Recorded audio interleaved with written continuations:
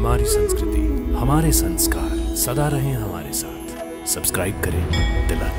5 पांडव जिनका वध करने के लिए पितामह के 5 बाण ही पर्याप्त हैं। युद्ध भूमि में कौरवों की छाती पर चढ़ चढ़ कर युद्ध कर रहे हैं।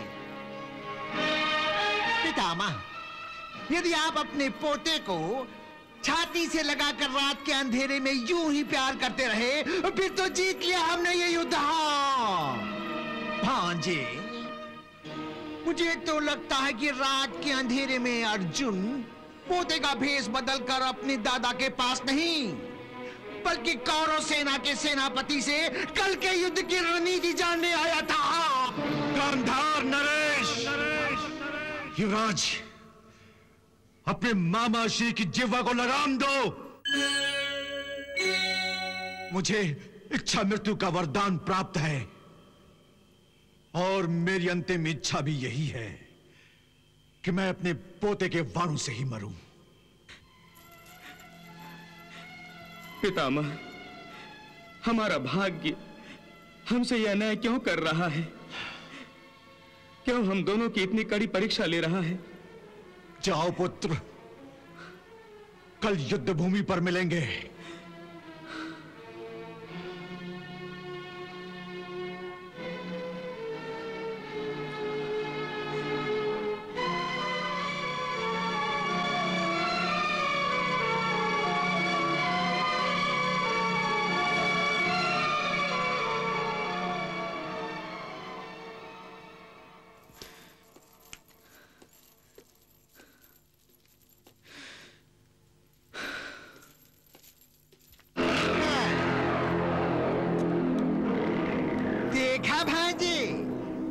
दोनों एक दूसरे से युद्ध करते हैं और रात को एक दूसरे के घाव पर लेप लगाते हैं। परंतु मामा श्री, इस समय आप मेरे घाव पे नमक छिड़क रहे हैं।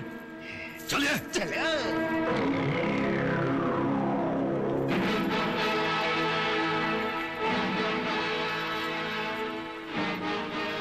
प्रणाम पितामह।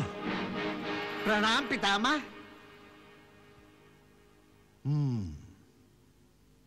आयुष्मान भव। विराजिए युवराज, विराजिए गंधार नरेश। पितामह, औपचारिकता छोड़िए और बताइए कि हमारा दुश्मन अर्जुन आपसे मिलने क्यों आया था? हाँ, बताइए पितामह, बताइए। नहीं, तुम्हारा दुश्मन अर्जुन मुझसे मिलने नहीं आया था। हमने अपनी आंखों से अर्जुन को आपके शिविर से जाते हुए देखा है। क्या यह झूठ है? मैं कभी झूठ नहीं बोलता वत्स। जो आया था वो तुम्हारा दुश्मन अर्जुन नहीं, बल्कि मेरा पोता था, जो कि अपने दादा से मिलने आया था।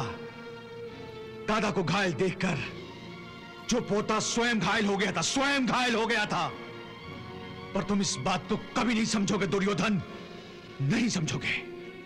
परंतु ये घाव भी तो आपको उसी ने लगाया था, फिर भी आप उसे अपना पोता कह रहे हैं। और मैं भी तो आपका पोता हूं। नहीं नहीं युवराज, नहीं। यही तो विडंबना है कि तुम मेरे पोते होकर भी मेरे पोते नहीं हो। तुम एक पोते की तरह मुझसे कभी मिले ही नहीं। तुमने एक पोते की तरह कभी मेरे मन की भावनाओं, वेदनाओं को समझने का प्रयास ही नहीं किया। जैसे एक पोते की भांति अर्जुन मेरे सीने से आकर लिपट जाता है, तुम मुझसे कभी लिपटे ही नहीं।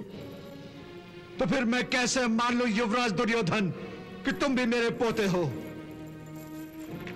युवराज, तुमने सदा एक शासक की तरह मुझको आदेश दिया है, परंतु मेरी आज्ञा का पालन नहीं किया। युवराज दुर्योधन, तुमसे मेरा नाता एक बंधन है और अर्जुन से मन का संबंध है। लेकिन ये सब बातें तुम नहीं समझोगे। तुम नहीं समझोगे इन सब बातों को। और इस समय में तुम युवराज बनकर सवाल कर रहे हो दुर्योधन।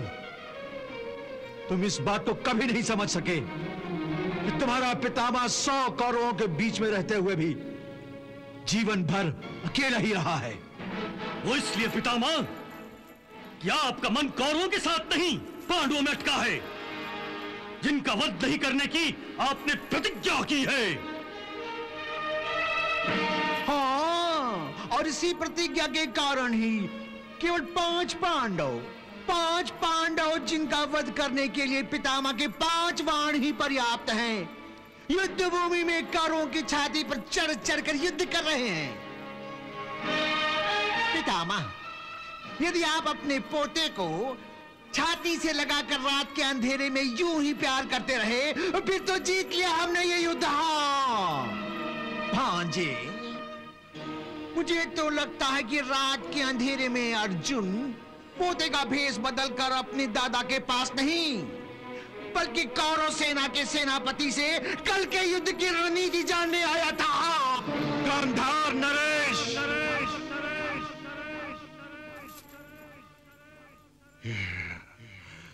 युवराज, अपने मामा श्री की जिह्वा को लगाम दो। ये मुझ पर संदेह कर रहे हैं, मुझ पर, जिसने हस्तिनापुर की आजीवन सुरक्षा का प्रण लिया है, जिसने हस्तिनापुर की सेवा में अपनी हर सांस खपाई है। इस युद्ध में पांडवों के विजय के रास्ते की दीवार बनकर खड़ा हूं मैं, और मेरी देशभक्ति पर शंका। किस किस की जीवा पर आप लगाम देंगे? हाँ, किस किस की जीवा पर? ये शंका का नाग तो कौरवों के पक्ष में लड़ने वाले हर योद्धा के मन में बार बार उठ रहा है। आपके प्रति संदेह का यह विष सारी कौरव सेना में फैलता जा रहा है।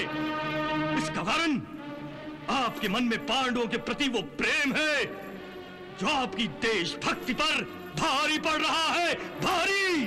मेरी देशभक्ति पर संदेह करने वाले हर योद्धा को मैं कल युद्ध भूमि पर दिखा दूंगा कि मैं प्राण दे सकता हूं, परंतु हस्तिनापुर की सुरक्षा पर आंच नहीं आने दूंगा। जाओ युवराज, कल युद्ध भूमि पर मैं तुम सबकी शंकाओं के विषैले नागों के फनों को अपने बाणों के प्रहार से चीथड़े कर दूंगा।